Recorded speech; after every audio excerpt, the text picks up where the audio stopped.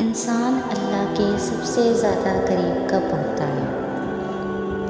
انسان اللہ کے سب سے زیادہ قریب سجدے کی حالت میں ہوتا ہے۔ اس لمحے وہ اللہ کو جب پکارتا ہے تو پکار سیدھا عرش پر جاتی ہے اور اللہ سے یوں سن لیتا ہے جیسے بندہ اللہ کے پاس بیٹھا اسے حال دل سنا رہا ہو۔ اور جانتے ہو اس لمحے جو کچھ بھی مانگا جائے وہ رد کیوں نہیں ہوتا؟ کیونکہ اللہ کو اپنے بندے کا سجدے میں جھکا ہوا سر بے حد پسند ہے، اسی لیے اس لمحے کی پکار بھی اسے اتنی ہی محبوب ہو جاتی ہے۔ سجدے کی حالت میں جب سر زمین پر ٹکا ہوا ہوتا ہے تو تم اس کیفیت میں ہوتے ہو کہ دل قابو سے باہر ہونے لگتا ہے، جیسے اللہ سے جا ملنے کا لیے بے چین ہو، کیونکہ روح کا سکون سجدے میں اس لیے چھپا ہوتا ہے کہ سجدہ انسان کو اللہ کی قربت میں لے جاتا ہے، یعنی اللہ کے قریب بے حد قریب کر دیتا ہے۔ جب تم سر زمین پر رکھ کے سبحان ربی الاعلیٰ کہتے ہو، پاک ہے میرا رب جو سب سے بلند ہے، پکارتے ہو تو تمہاری زبان کے ساتھ دل بھی اعتراف کرتا ہے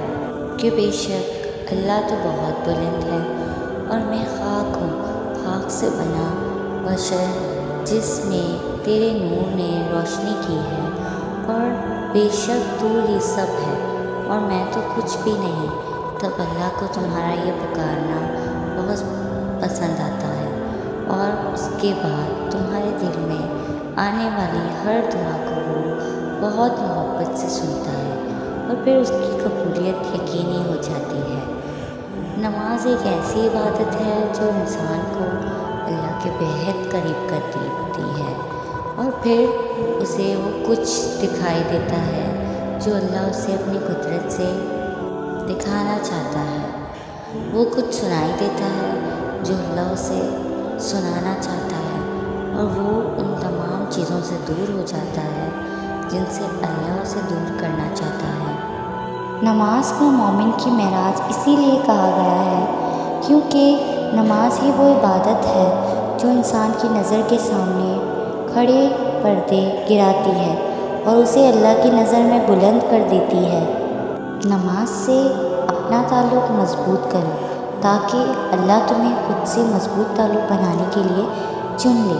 سجدوں میں لذتیں ڈھونڈو تاکہ اللہ تمہیں تمہاری رضا سمیت محبوب کر لے، اور بے شک جو اللہ کا محبوب بندہ بن جائے اس کی آخرت اور دنیا دونوں سنور جاتی ہے۔